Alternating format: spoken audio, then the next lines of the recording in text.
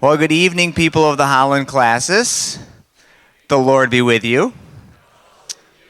My name is Ross Dielman. I'm one of the pastors here at Fellowship Church, and simply I'm the greeting committee to you tonight. We're glad to have you here in our place and give you a little bit of orientation as we're here together. We're obviously in the sanctuary. If you need the restrooms, you can go straight out. Men's are to the left side here, women's are to the right side, and coffee is just a little further back with treats. Coffee is probably the most important thing, right? A little further back out there. We're glad to host here, and I'll get out of the way briefly, but I want to invite you into a moment of prayer with me, so let's do that. Gracious God, we give you thanks that we, as your church, in this local place, but representing many bodies as well, we give you thanks that we can gather and be together and seek your will and learn and love one another. And we do pray that in this time and space you will send your Spirit to guide us and help us to have conversations and learning that are pleasing in your sight. And to that end, we offer this evening to you in the name of Jesus. Amen. Dan. Thanks, Ross. Actually, I've got, I don't need two of them.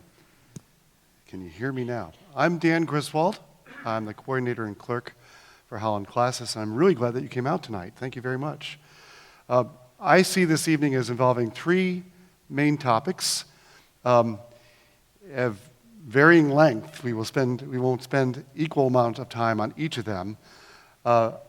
The three topics are going to be covenant shares, the new assessment model in the process of approval by the General Synod, and then a little bit of time on proposed amendment number 1 coming from the 2019 General Synod, and then a significant amount of time spent on the work and possible proposals of the Vision 2020 Task Force, and I will introduce you to our speaker for that when it comes, and I'm really glad he can be here tonight along with his colleagues. So I think that's a pretty good plan. Well, let's talk about covenant shares. I don't know if we're up there yet. Yeah, you can zoom it to the screen. Is it zoomed to the screen yet? It's coming up. It has to travel all the way from the back, and there it is. Yeah, covenant shares, a new assessment model. We have been, longer than any of us has been around, using a method for collecting contributions to the denomination on an assessment basis according to membership. And the General Synod has been planning, has been discussing and likely implementing a new model. So let's first talk about, next slide, what it's been. If you can advance. I'm not sure anybody's hearing me. Oh, she didn't know I was talking to her. And can you all see that print? Somewhat. If you need to know what that is, that address. But I'm getting all this information from a page on the rca.org website. And you could probably just go to the website and enter it in the search box, covenant shares, and it would come up. If you're not able to read that, to write it down for your notes. But that's where I'm getting all this information. And go to the next slide. And so what's the current method? As I said, the current method is calculated on the reported membership figures. Go to the next one. And that means the confessing members of the church. It's not the baptized, it's not the adherents, it's not the inactive members, it's only what we used to call active members. And maybe many of us still call them that, but the technical term now is confessing members. And with this current method, a wealthy church of a certain size would contribute or would be assessed the same dollar amount as a poor church of the same size membership. That's just the way we have it now. So go to the next one. So there was a proposed method, which we're calling covenant shares. And that is it's calculated on contributions received by a church. Now, what do we mean by contributions? It does not include rental income, fees, grants, things like that.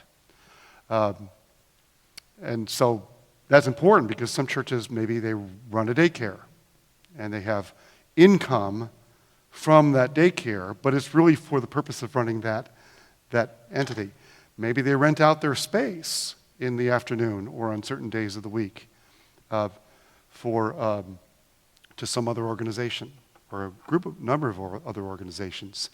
That income would not be counted among the contributions. We're talking like your offering plate or other things like that. So you're probably already having questions. We can get to those questions. What about this? What about that? Let's go through the whole implementation and what ifs that I've parsed out. So implementation. One kind of general piece of implementation I think I need to mention and name is that unlike a lot of other changes that are proposed in the RCA, this one does not require approval by the Classis. It is a change in there is a part of the Book of Church Order that doesn't require approval by 2/3 of the Classis in order to be implemented. This is in that part. This requires, it's in the bylaws to the General Synod. It requires approval by one General Synod and then by the next General Synod.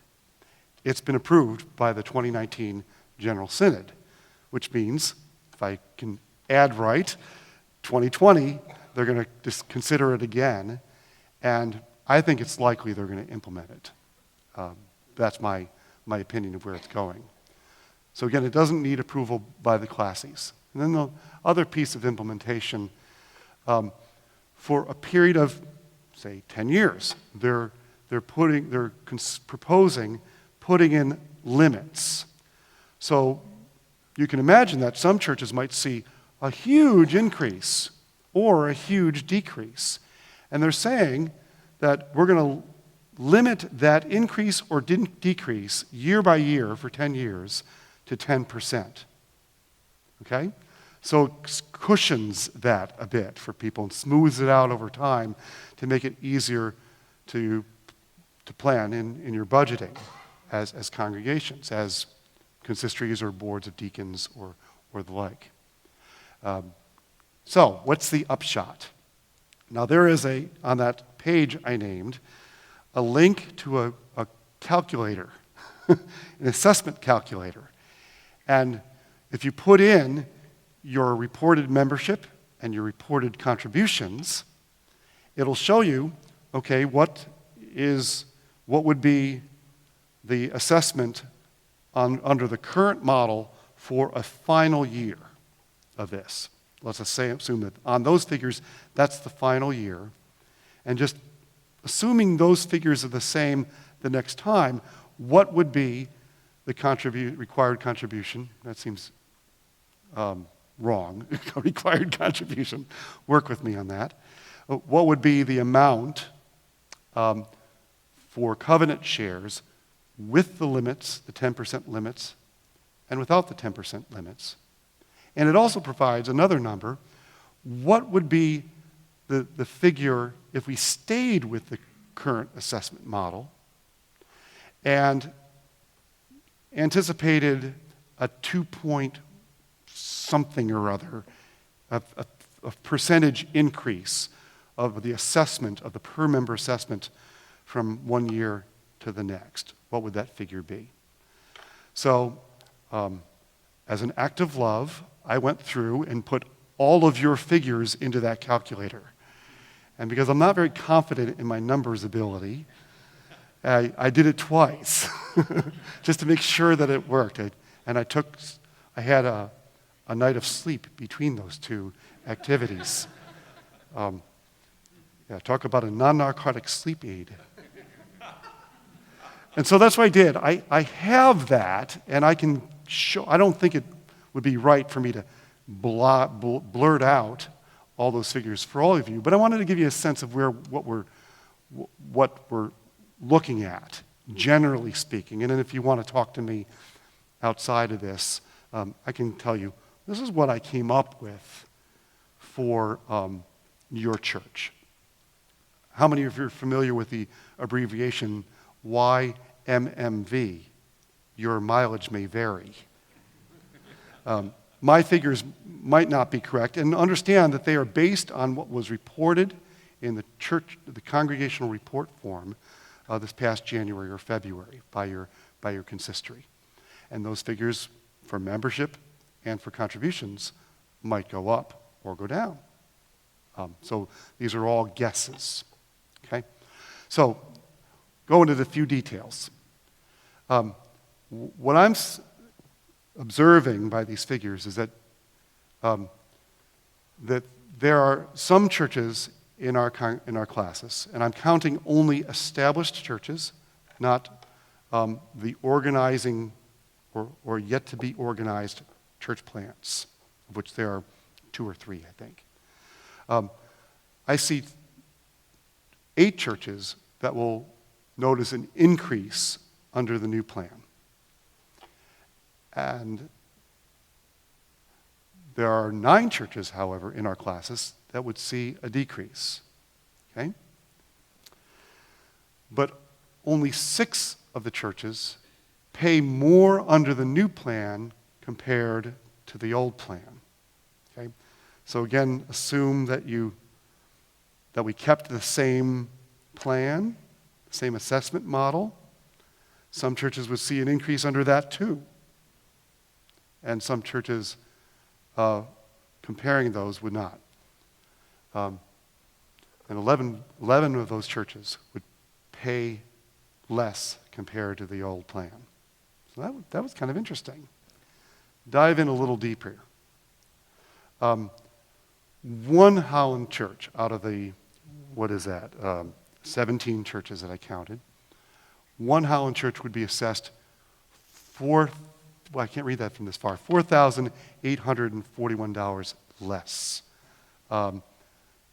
between ending the old plan and starting the new plan. Okay? One of our churches would see an increase of $2,646.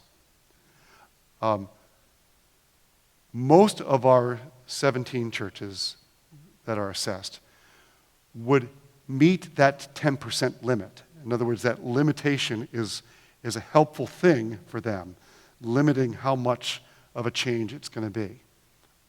They would hit that 10% limit either up or down. And that's what I've discovered.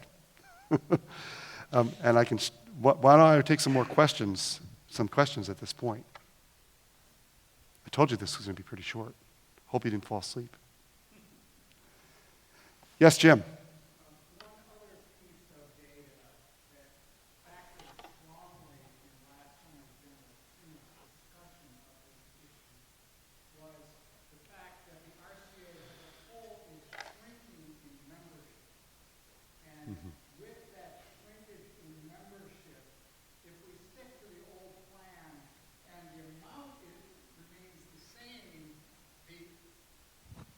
If you stick to the old plan and the amounts remain the same, you've got to increase the assessments for the churches, for all the churches, just to bring in the same amount of money. And that was one of the major reasons why they wanted to switch to this plan. It also is the case that they felt it would penalize poorer churches less than assessment increases would. Mm-hmm. Thank you, Jim. Any other questions or contributions? Not of the kind we were talking about. Bob Van Voorst. Robert, could you use the mic? Would this have any impact on regional synod and classis assessments, or will we be using the old system? So it would be and the new up system? to each classis and each regional synod to decide how they want to apportion assessments. And that is something that this classis does need to discuss. It's actually a technical thing that I'm not sure whether we want to consider it in detail or not. But it is technically the case that congregations aren't assessed directly by the General Synod. The Classis are based on the figures reported by them to the General Synod. But most Classis have used those figures and apportioned the assessments according to how the General Synod calculates them. So the easiest thing administratively and like otherwise for this Classis would be to use whatever model they're using for the General Synod. But we may want to continue with a per member assessment or adopt an assessment based on congregational giving. And I think that's where you all do have a big say. Of course, the Classis assessment is much lower than the General Synod assessment. Very good question, thank you. Deb? How would endowments and interest income be treated? So the question was, how would endowments and interest income be treated? And I believe that's that same category of, we're counting only contributions, or you might say contributions from living donors. And so income from investments would be excluded from that. Yeah, so I'm confirmed by that. Confirmed. So it's basically think of your offering plate. So it wouldn't include the investment income. Did I see another hand? No? Others? Okay. All right. Shifting gears a bit, talk about proposed amendments to the BCO. I gather most of you are aware that the process by which we amend the Constitution of the RCA, that is, which includes the Book of Church Order and the liturgy and what we call the formularies and some other the confessional documents. We were to add a confession or a catechism. The way we do that is that a General Synod approves that, and then it goes to the Classis for their vote. And if 2/3 of the Classis vote yes for that change, at the next General Synod, the General Synod considers whether to ratify it, and if they ratify it, it becomes an implemented change. At this past General Synod, there was a lot of conversation about Vision 2020, the task force, its report, which John will talk about shortly, and I will introduce him. And it is expected that the task force will bring proposals to the General Synod. Those proposals will likely include proposed changes to the BCO and maybe to the liturgy. And the normal way those would be handled, if approved in whatever form by the General Synod, it would go to the Classis, to each of the Classis for their vote. And the requirement would be 2/3 must say yes. A new business was brought to the General Synod by some delegates, asking the General Synod to make a change to the BCO regarding, well, why don't I just read it? It's not all of it. Make a change to the BCO that would get rid of the 2/3 requirement of the Classis and say instead that a simple majority of the Classis approving these proposed changes connected with the 2020 task force report would lead to, would be enough to make them pass. So here's what it says in the proposed amendment that's coming to the Classis now. And I do have a few copies. These were distributed at the Classis meeting 2 weeks ago. A majority of the Classis shall approve any proposed amendment needed to implement the 2020 General Synod's response to the Vision 2020 team's final report in order to secure its adoption. Only Classis whose delegates were eligible to be seated at the General Synod at which the amendment was adopted are eligible to vote on the recommendation for approval. This subparagraph C shall only apply to amendments approved at or before General Synod 2023. So, again, the typical way of doing things, and this is in the BCO, is that at least two-thirds of the classes shall approve a proposed amendment in order to secure its adoption. And this is implementing an exception to that, except as provided below. And then the below is what I read to you, saying not two-thirds, but a majority of the classes shall approve any proposed amendment. Now, I don't want to weigh in too much on this. My main intent in talking about it now is that I think that big proposals are best decided upon when we have ample time to reflect on them. And we will discuss and debate this and vote on this as a classis at our January meeting.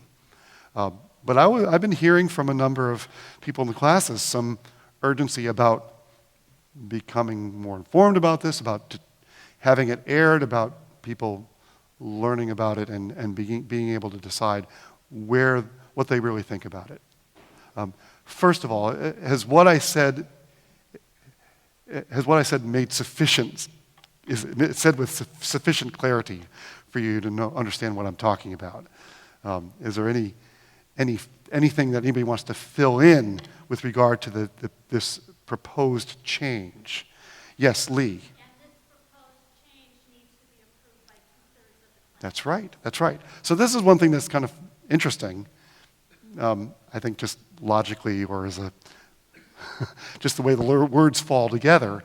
The proposed change is to make a simple majority for certain things. But in order to approve that change of making it a simple majority, we still need the two-thirds. Okay? So in January, we will be voting yes or no as a classis, and we will be looking to see whether two-thirds of the classes by the end of April or whatever say yes. Sally.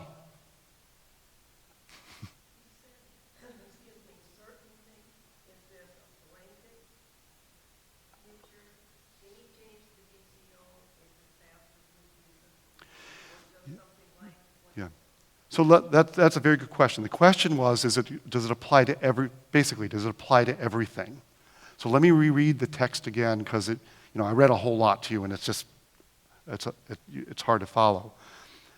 A majority of the classes shall approve any proposed amendment needed to implement the 2020 General Synod's response to the Vision 2020 team's final report.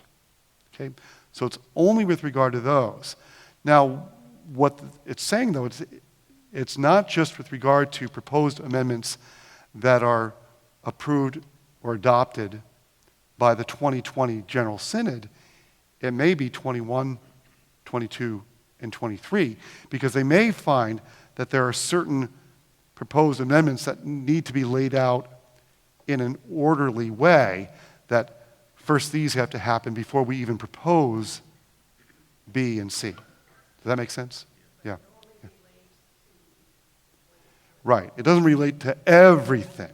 It's just to 2020 task force proposals.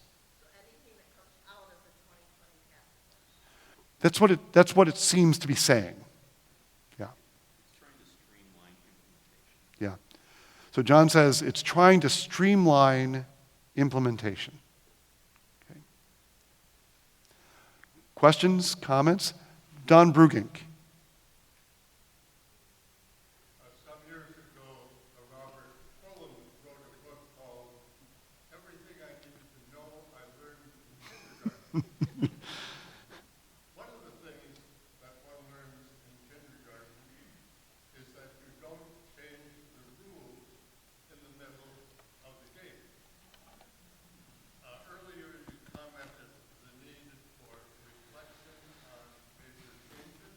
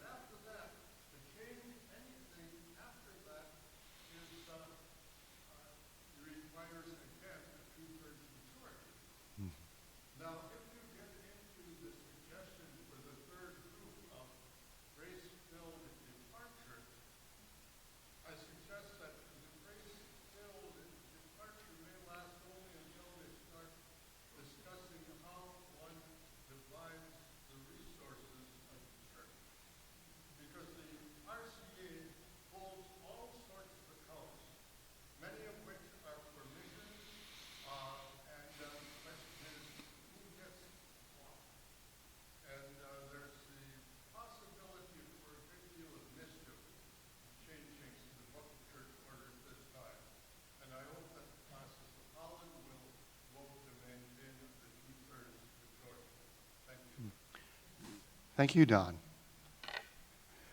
I don't know where the microphone went, so just if it's floating around still, might be help. Thank you. Thank you. Other questions or comments on the proposed amendment number 1? Yes, Kevin.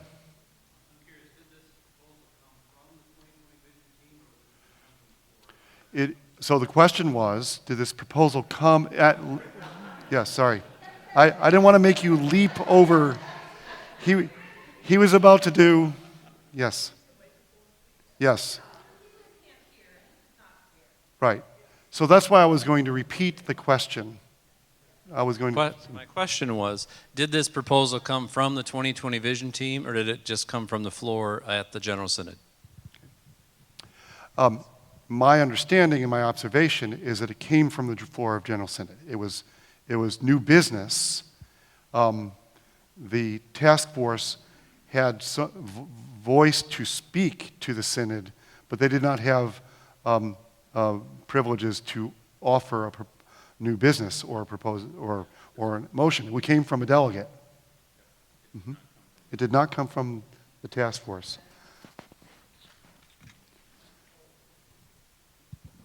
Normally, when there's a new proposal, there's reasons for giving the proposal. Were there reasons giving why this was recommended?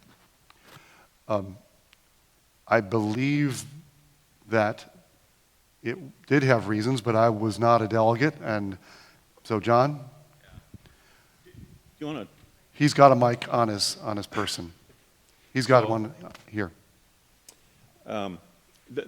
The quick and easy answer is what I had said.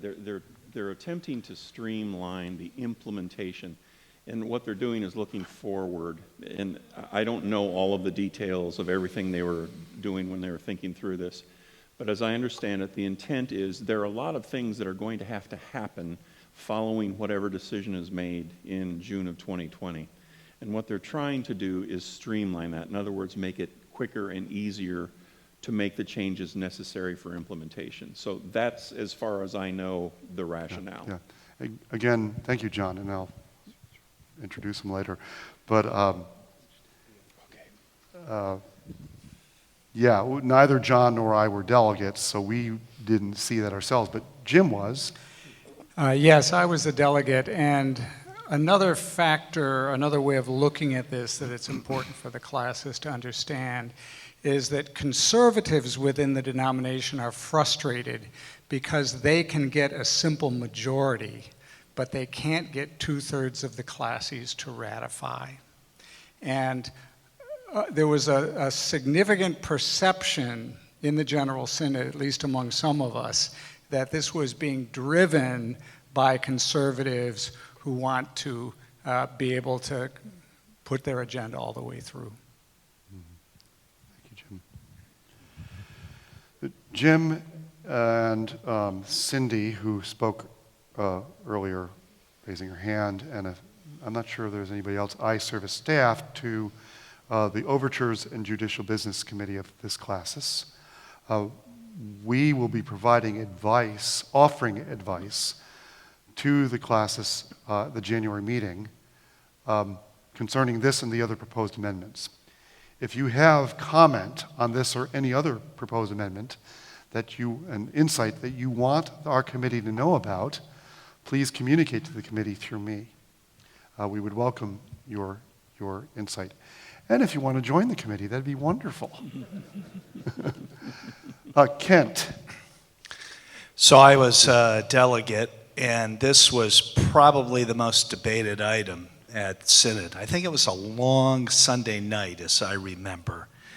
And I was at our church in the morning. That was one of the longest days I've had in the ministry, I think. But anyway, I think one of the things that this will do is to make a simple majority is the classes will be giving some of their power or control over to the General Synod, but the 2/3 allows the classes to have more ability to say what is the direction of the denomination. So I think just purely on that, that's something to consider. Thank you, Kent. Okay, I'm going to move us along, and I want to introduce to all of you, if you haven't met him yet, my colleague and my friend John Messer, who is, I don't know if I'll get your title right, but executive for the Regional Synod of the Great Lakes, or the Great Lakes region, as we sometimes call it, and so I'm glad you could speak to us about. He is the one member of our region who is on the one member of the task force from our region.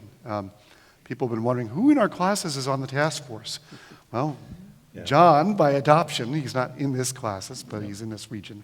So thank you. Yeah, thanks, Dan. Thanks for inviting me. I appreciate that. Can everyone see? Oh, can everyone see the slide? Isn't that beautiful? There we go. Can everyone see that all right? Okay, have we got the microphone? Because we're going to be asking questions a little bit later. Would you guys help me pass those out? Here's what I need you to do. Can you kind of organize yourselves into groups of 5 or so? We're gonna spend a little time talking and discussing together, and then we're going to share together whatever questions and feedback you have. So if you want to do that now, we've got some handouts that you can use for resources, and then it'll make it easier so we don't have to be milling around later. Okay?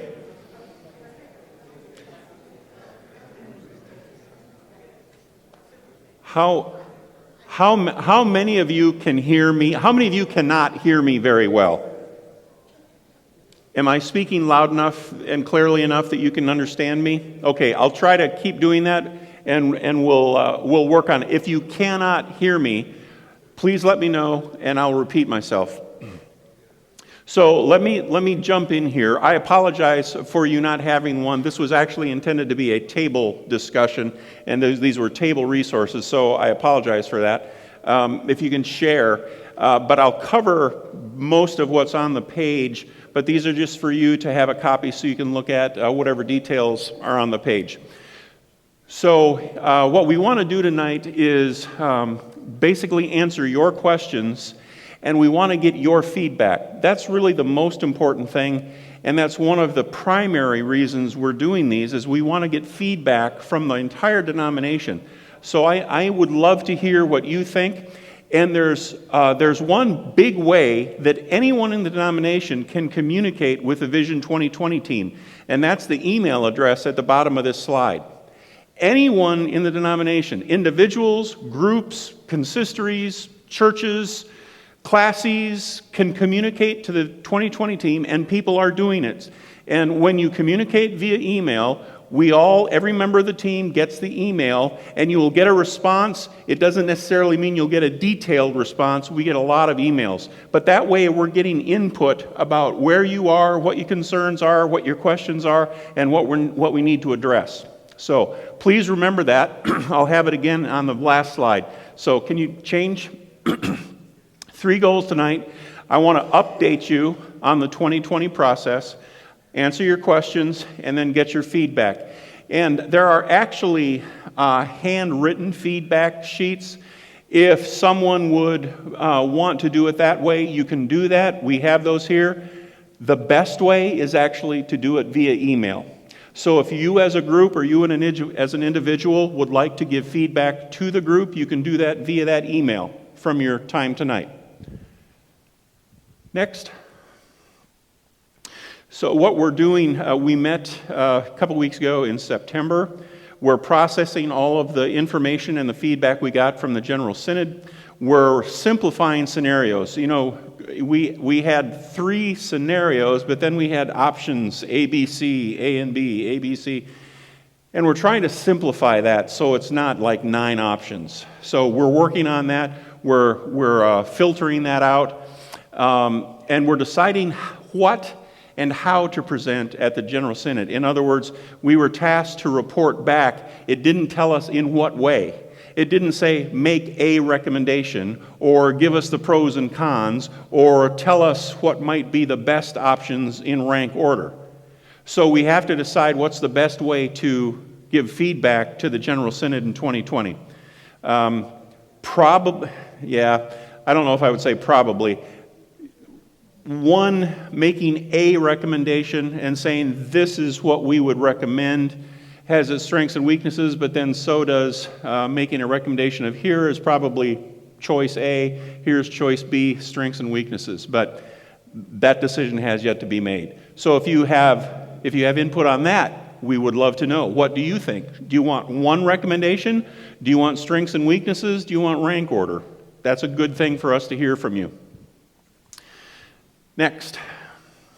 There will be a survey that will come out following our, meaning the Vision 2020 team's meeting, and we meet the 28th and 29th of October. So following that, you will get a survey that will be available to you, and I strongly encourage you to participate in that survey. I don't know exactly how the logistics of that will work, whether it will go to Classis and then to churches, whether it will go directly to churches, I don't know. But you will get notified when that is available. And you can always go to rca.org/Vision 2020. Okay, that's the primary place to find out what's happening. Scott and Mike, can I introduce you now? So, Mike's getting caught, of course. If you have not met Scott Lokers, who is the transition catalyst for the Regional Synod of the Great Lakes, he is here with me. He's helping me hear what you are saying, and he's helping me to make sure that we are accurately reflecting the feedback that we're getting from you. And Mike Gaffa, who is the Luminex catalyst and also church optimization catalyst, he's doing the same thing with us. Mike has been with us since July. Scott's been with us for a couple years. Okay. The other thing that you need to know is that if you want we are offering a formal presentation of these scenarios, and that will be November 9th at Corinth Reformed Church, which is 100th and 131. And so you are welcome to come to that presentation as well. It'll be another opportunity to hear more about the scenarios. In another month, things will have developed a little further following our October meeting. And then again, everyone is invited, and we really strongly recommend that for anyone who's in leadership, and especially for delegates who would be going to General Synod. Okay? You ready to dive into the meat of the topic? All right, here we go. Yes, sir. Time. Larry, I believe it's 9 o'clock. My brain book is not with me, but Mike will be here. A.M. Yep, A.M. Yeah, it's like a 9 to 4 sort of thing, Larry. Like a 9 to 4. I think it's 9 to 3. 9 to 3? 9 to 3. Thank you. Could I ask one of you to handle the microphone while we're doing questions, please?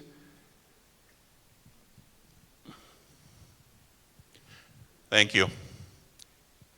Can anybody see that? I apologize.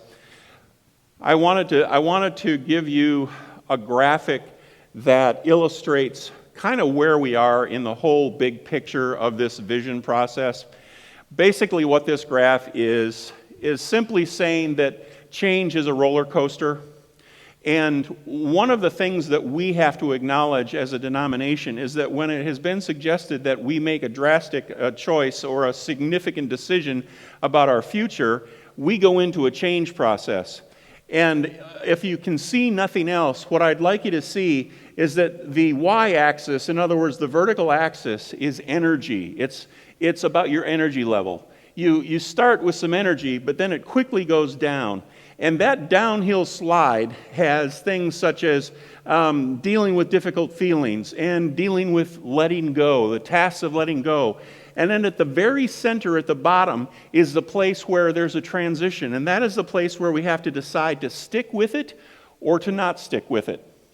And I'm going to suggest to us that where we are as a denomination is on the left-hand side of that graph, which is all about grief. It's all about dealing with the stages of grief.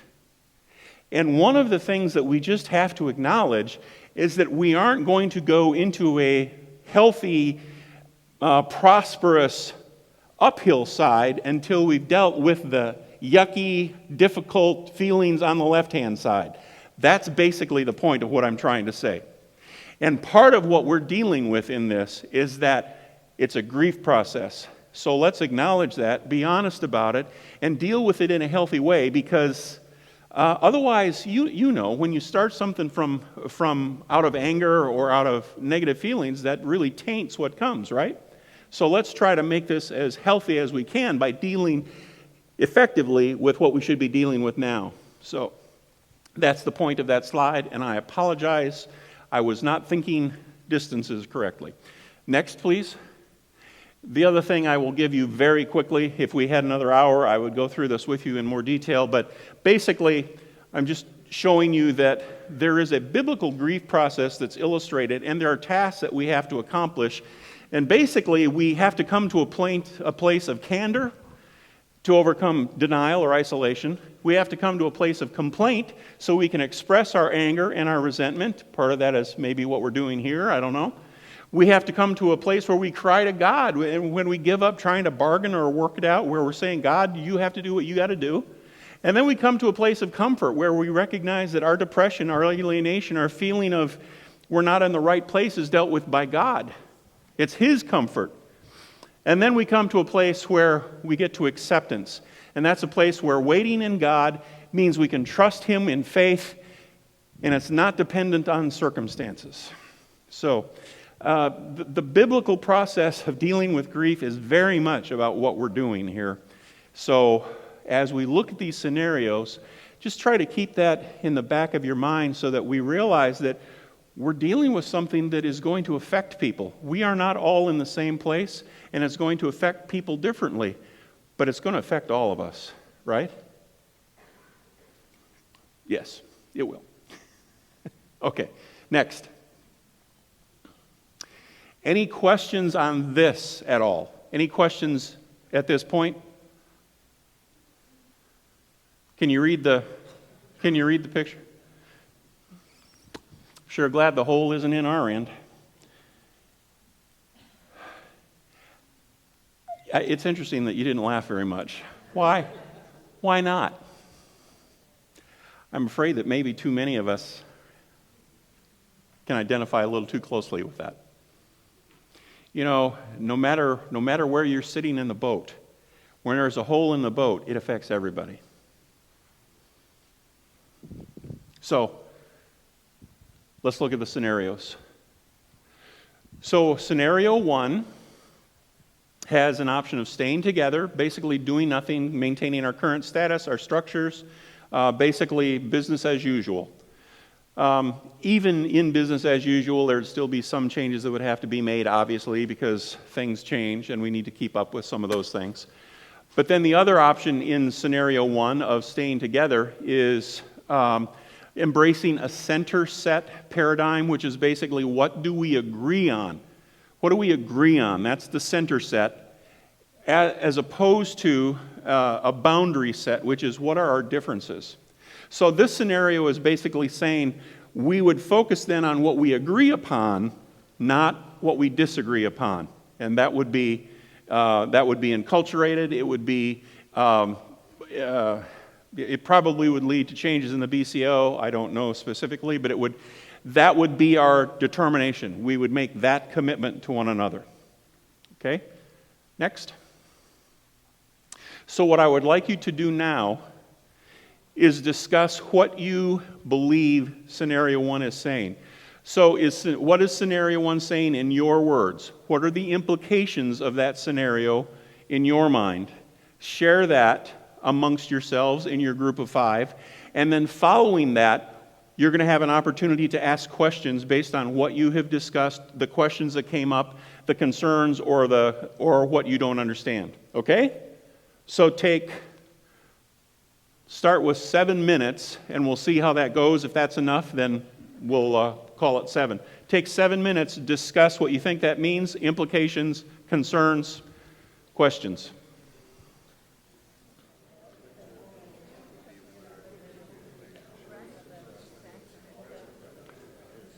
Okay. I know that there's a lot more you could talk about, but let's start the conversation here. What are your questions about scenario one? What questions do you have? Anything that needs to be clarified? Anything that you're wondering about with scenario one? Just raise your hand, and we've got a microphone guy here. No, I can speak loud enough. There you go. There you go. Thanks. What struck me on this sheet is as many as 40% of our churches, including entire classes, have indicated they will leave the RCA within the next 2 to 5 years. How do you collect that? I mean, are you pretty confident with that number? That's only, how many was that? I think that's based on the feedback from 4 regional synods. Some regional synods are impacted by that much more than others, and it's all word of mouth. It's from regional executives dealing with classis leaders dealing with churches. For example, we've had several churches already leave from Wisconsin. Mid-America is losing 13 churches. So I don't know how accurate 40% is, but it's a big hit. There are churches that just seem to have made up their mind, I guess is what I'm trying to say. So I'd say 40% isn't ridiculously high based on what we've already seen. But potentially it's a game changer in this. It is potentially very significant. It's not something we're going to ignore, that's for sure. Because the thing that I'm concerned about as a regional executive is that, okay, we have churches leave. What does that mean for those of us who stay behind? That impacts everything we do. We're already talking about budget cuts. We're talking about staffing. We're talking about what we can maintain for ministry, making sure we're maintaining all of our support for missions and ministers and missionaries and all that. So, yeah, big implications. Others?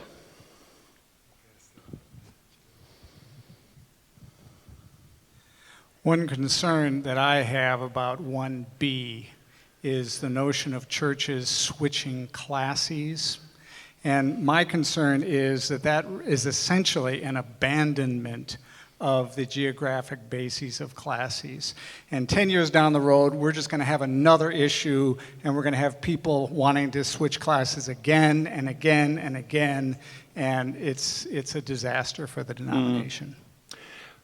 Let me just give you a little bit of counterpoint to that. One of the things that we wonder about, and it's just we're wondering about, something that is becoming more apparent is that networking is a big deal. Now, that if we created networks where we can work together across boundaries, then geographic boundaries are valid, and as long as we can work across them. But if geographic boundaries are big, thick black lines and we can't work across them, then I wonder if maybe we can loosen those a little bit. Kind of like we did with churches where we've got a network, basically, that isn't a geographic classis anymore. And quite honestly, when we look around us, there are lots and lots of organizations that have found that there is some benefit to networking. I'm not saying you do away with that, but your point of geographic classes is correct, but I wonder if you can do kind of a both and that's just me. That's just my opinion. And that's part of where the thinking for vision is going. Yes, next.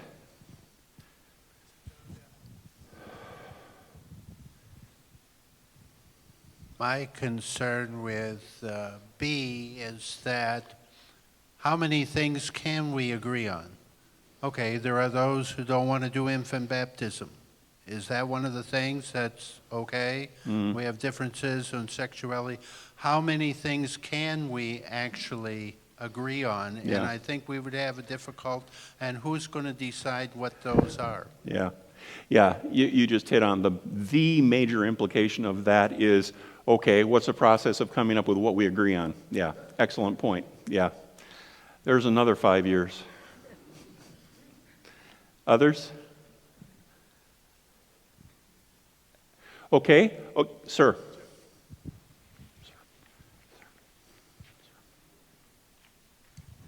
Just a comment really more relates to this scenario and to the second scenario is that someone needs to make the compelling argument why we need a denomination. Can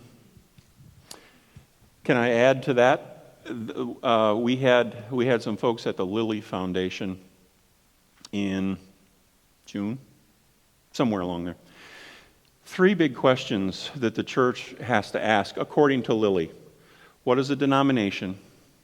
What does it mean to be a church? And what does it mean to be in ministry or on mission in the 21st century? And so, yeah, that's a question that is in everyone's minds, but isn't necessarily being addressed. Thank you. Other questions? Okay, any feedback you would like to give me? Feedback? And again, you do not have to do this publicly, you do not have to say it, but please, if you have feedback that you want the Vision 2020 team to get, please email it to us. Email it to us. Dan. I've been concerned about whether there's enough detail and granularity in the options within one entirely, and so I just offer that. Maybe you already are there, but that's my concern, my feedback for that. The thing to look for with these scenarios is, remember I said we're trying to filter these down so we don't have 9 options. What you're going to see is that there will be a kind of a final scenario 1 that will have more details involved with it. Scenario 2, scenario 3, and so there will be more detail. If you want to know the fuller idea, you can go to, I believe it's in the minutes of or they actually have these listed on the Vision 2020 website. You can go to the full 6-page description of these scenarios, and that gives you the fuller description. But I appreciate, you're right, Dan, thank you for that. Yes, sir? Going back to the 40%. Yeah. Regardless of what happens at Synod, are they gone?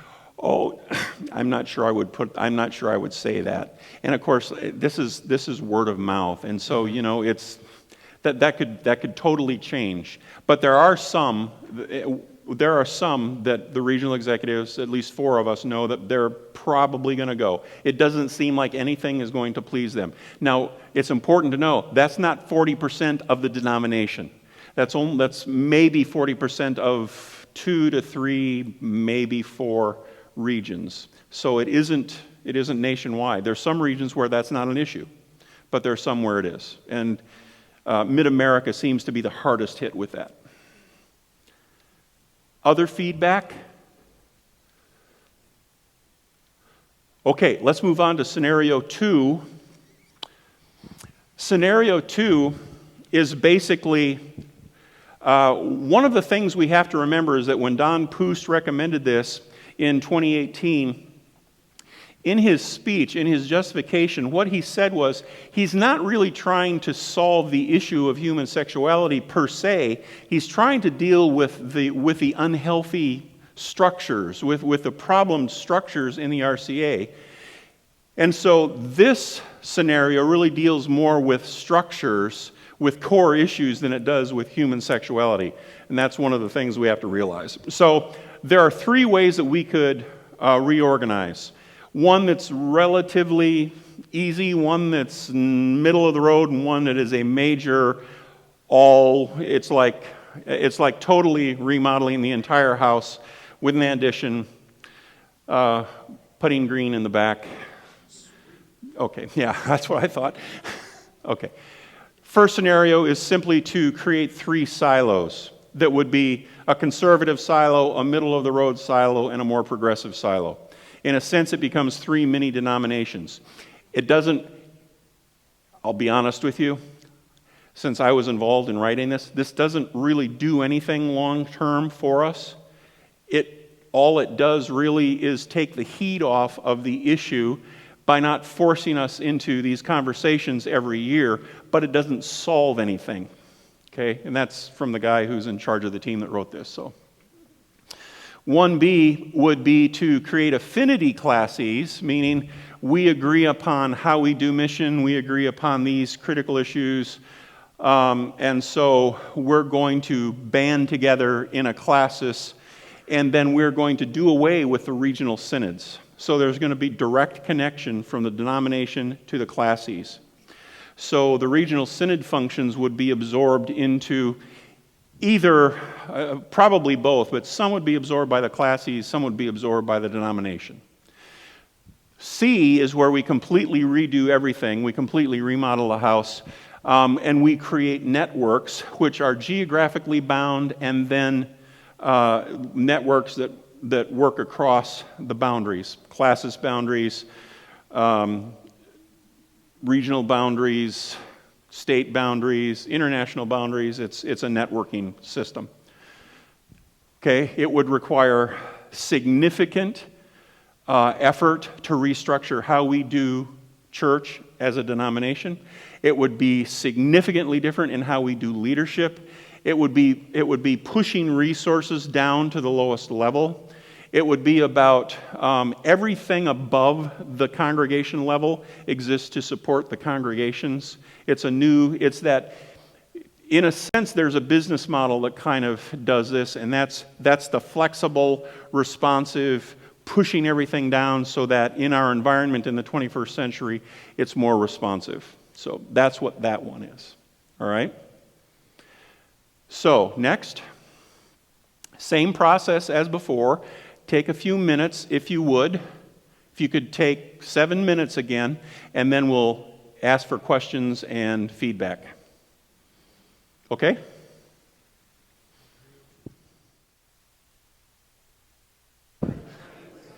Are we ready? Questions on scenario 3.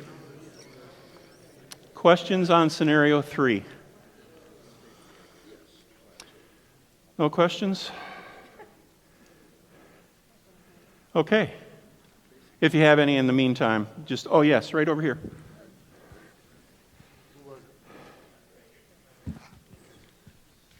So my question is, you have option 3A, 3B, and 3C. Yeah. Do one of them come on top and say, okay, we get the title of the Reformed Church of America? What do the other two do? You know? So how does that work? Yeah, there is no plan in writing that really answers that question, but I'll just tell you how I think about that. By implication, I would think that the group who gets the statement that they want, whether it's moderate, progressive, centrist, or whatever, they kind of are the denomination, and the ones who can't live with that, who would end up choosing to leave, would not have that. Does that make sense? And these are just my thoughts. This is not Right. A follow-up question would be, okay, say you separate, then Yeah. do those who separate get to keep their sanctuaries, their, the that is place that to is live, totally so- up to the classis. That's a classis choice. Okay. And I would say we have talked about this a little bit, and there is discussion, but no decision has been made. But we've talked about, well, would we want to make a BCO statement that says, as much as possible, we urge classes to be generous with the resources sorts of thing. But that's to the extent that we've talked about that. Because the gracious separation part, again, isn't just material stuff. It's about attitudes, it's about timelines, being generous with our time, giving them an opportunity to make sure everything's set up before they have to leave the denomination. So, but that's classis decision. Sir, ma'am. So I brought this up in our group, and Terry told me it wasn't very gracious, but part of what I wish for is if we do option like 3A, can we have some guidelines that should a church leave, they have to go to another denomination. They can't start a new one. Yeah. But Terry says that's not such a good idea. Yeah. And the whole thing of that is grievous to me, but Yeah, yeah. And that idea is not lost on the team. We've talked about that as well. There are just so many. You know, our BCO says that you're supposed to go to another denomination, and yet we have had churches that have left and been independent. And so our legal horsepower in maintaining that is not real strong. So yes, we can make that a statement and a preference, but when it comes to enforcing that, it's like, Yes. I have a question for Yeah. you and for the Vision 2020 team. There are provisions in the Book of Church Order for a congregation to leave the Right. denomination. Yes. There is no provision currently in the Book of Church Order for a classis Right. to leave the denomination. Right. Is the team considering proposing changes like that? I don't know if I would state it as strongly as considering it. We have recognized that that is an issue. We've also recognized that having to change the Book of Church Order to make that possible would take another year at least. And so the point of that is they're probably not going to wait anyway. They're probably going to put their papers in. So it would be nice if we could do it well in good order, but I'm not sure that if they're really interested in leaving, they're going to wait for done well, decently, in good order. So kind of probably not, even though it would be best. Good question. Yes. Has there been some Mike? Has there been discussion about how churches would be policed? That you're, if you're a moderate, you are a moderate? Oh, no, there has not. We have not talked about that. Those would end up becoming BCO issues, I'm assuming. And yeah, it's one of the major implications of how we would have to dot all the I's and cross all the T's if we decide to go that way. Yeah, it's a very good point. John, this is sort of a general question, but has your team dealt with the 300-year history of RCA missions and what could happen there? Yeah. One of the things, if there is anything positive in this for me, one of the things I'm positive about is one of our teams spent months and months doing all of the research and bringing all of the data and all of the accounts of this is who we are, this is what we have been, here's where we have been strong. And mission, global mission, is one of our greatest strengths. And one of the things that we, I think, have accomplished, even though it maybe doesn't look like it on paper, if you look at these, most of these preserve all of those major functions without any sort of change. Because most of these options say nothing about changing the denomination at the denominational level. It's just how we might do support for those missions. The biggest impact in any of these scenarios on global mission specifically would be when churches leave, it will simply be how many churches will stop supporting global missions. So it would be a monetary hit, but it will not be a priority hit, a value hit, a theological hit, or even a tradition hit. It will simply be, we're going to have to make up that support that we would lose from the churches that leave the denomination. And mine is a pragmatic question as well. As I survey the crowd here, there are a lot of retired clergy in this room, and I know that there is just that financial, pragmatic concern. What's the answer to that? And Lee, that's kind of in the same position. I will say, I think, in my opinion, the scenario that has the potential to do the greatest damage in those ways would be the second scenario, where we're restructuring everything. But if you read the full description of that scenario specifically says that at the denominational level, we don't touch missionaries, ministers, global mission, BOBs, any of that stuff, because that stuff is too important. You can't restructure that and redo all of that. You can do stuff below that, but you have to leave that alone. And that's scenario two. The others, it's really not an issue, because the only issue will be how much support will we lose as churches leave, as ministers might leave. But other than that, the intent is to keep them sacred, so to speak, untouchable. Sir. Without a microphone, It's right behind you.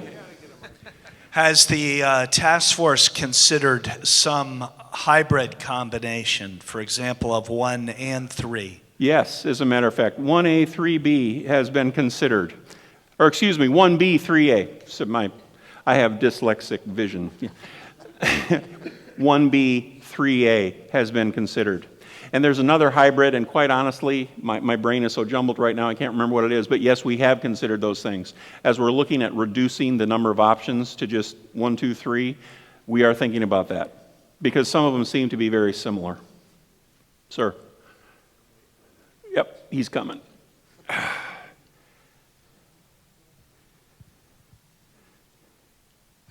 I am curious if you have also discussed what happens or the impacts to the educational institutions of the denomination, seminaries and colleges.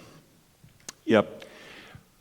The scenario where that would be the biggest question is scenario 2. Because as you create those networks that are based on affinity, and each network would have the freedom to make their affiliations, as they have the freedom to decide what marriages are we going to do, who are we going to ordain, all those things. They have that freedom. So that would be the scenario where they have the freedom to say, we are not going to support A, B, C, or D. The others are basically no change. No changes at the level of those denominational relationships. In fact, one of the things we actually think about is we probably need more strategic partnerships as we move forward, not less. So yes, we have talked about those.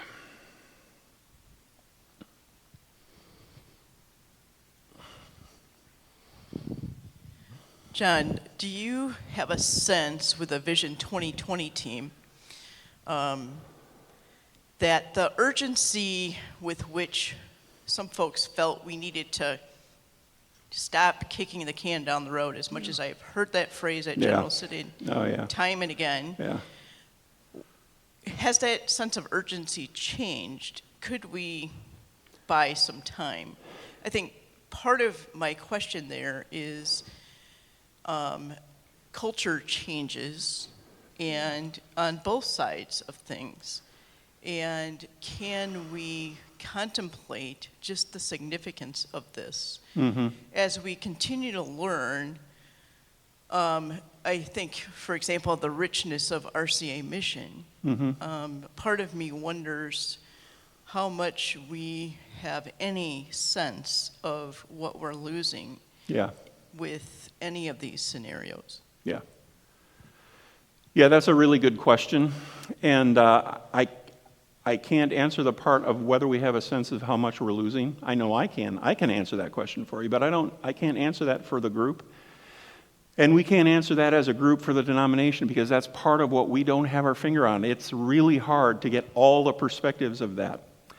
But I can say, quite honestly, there are some churches, it doesn't matter what we decide, they're going to go. That's just reality. And it may be that kicking the can down the road is a rationalization of why they don't have to engage in the process. I think that there are some churches, from word of mouth, hearing word of mouth, there are some churches that are waiting to see what happens in June of 2020 so that they might change their mind. They might see that, oh, here's a way that we could do this and we won't have to be torn apart. There are other churches that are waiting for June of 2020 simply because they want to see if there's going to be an exit door that will be convenient for them. But that is not the majority of the denomination. It is, I hate to say this, but it's focused on certain areas more than others. But to the extent, I don't know. I know my region better than the others, but that can change. We're going to lose some churches, and we need to be ready for that. But our support to global mission, missionaries, ministers, Bobs, all of those commitments that we have made, as a region, we are going to maintain, regardless of how many churches and if that means that we have to cut our budget for everything other than that, that's what we do for a while. If that means we have to cut staff, that's what we do for a while. We've talked about, I'm looking at what are other options for employment for me so I could work part-time there and cut my salary for the region. We're talking about those things because we have to. But as far as what's actually going to happen in June, I don't know. Yeah. I just, you mentioned grief at the beginning. Yeah. So that I'm a chaplain and bereavement counselor. Oh, okay. And I just Can I talk to you afterward? Yes.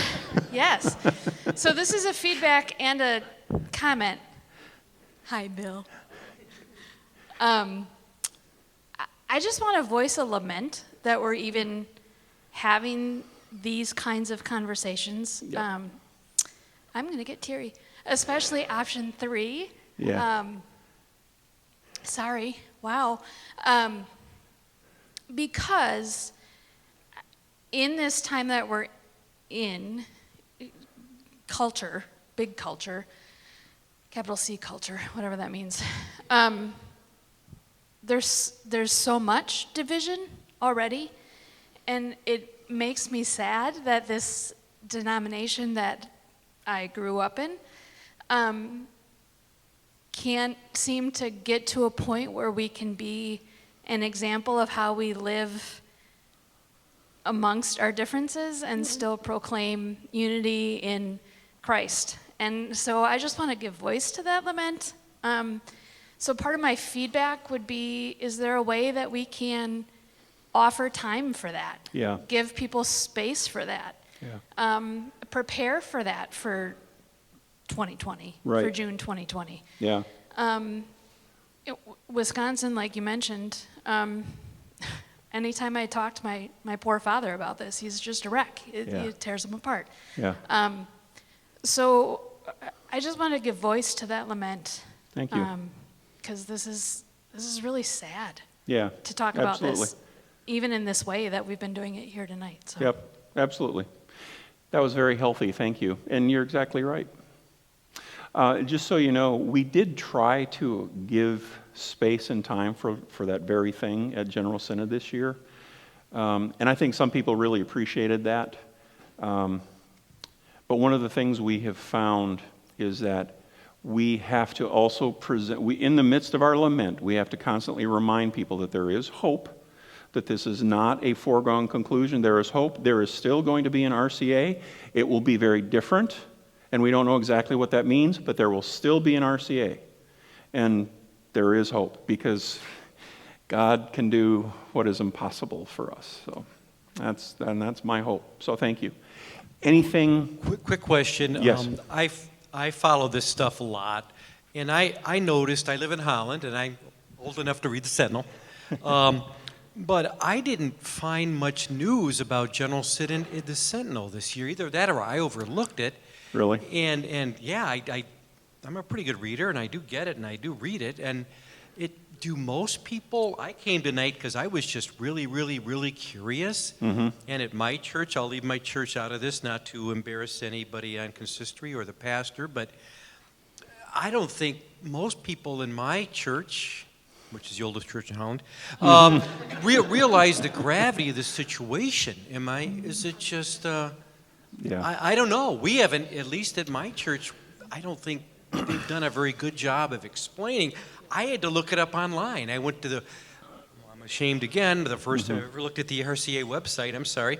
And I also looked up some Iowa newspapers, and because I know what regions you're talking about, but could we do a better job? I just don't think that most normal, common lay people are aware of the gravity of the situation. Yeah.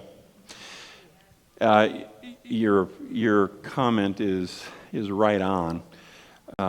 We're just now finding that some churches are figuring it out. I talked to a couple people at General Synod who said, I haven't heard anything about this. What in the world's going on? And we're in the process of making one of the most decisive decisions ever made in our denomination. What's going on? So get the word out. Tell people, go online. If you need to know what's going on, there's always information. Every time we meet as a vision team, there's a report of what we did and what was decided. We'll meet again in October 28, 29. There will be more. But most of the stuff is online. And if you have questions, you can always ask questions. Say, what's going on with this? What's going on with that? So, and November 9th at Corinth is the next opportunity to get more information about this. So, okay. Sir. We live in a remarkably flexible denomination, much of which are in these three propositions we can already exercise.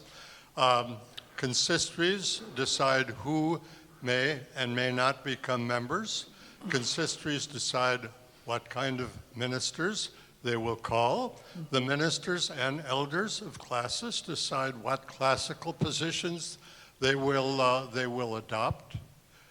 The thing that we can't accommodate, and which we seem to have now, as you've already indicated, is people whose convictions are so strong, whose convictions are so certain that their reading of the Bible is correct, that they cannot continue to live and worship with Christians of other positions. To me, one of the key issues which has gone undiscussed is the heresy of division.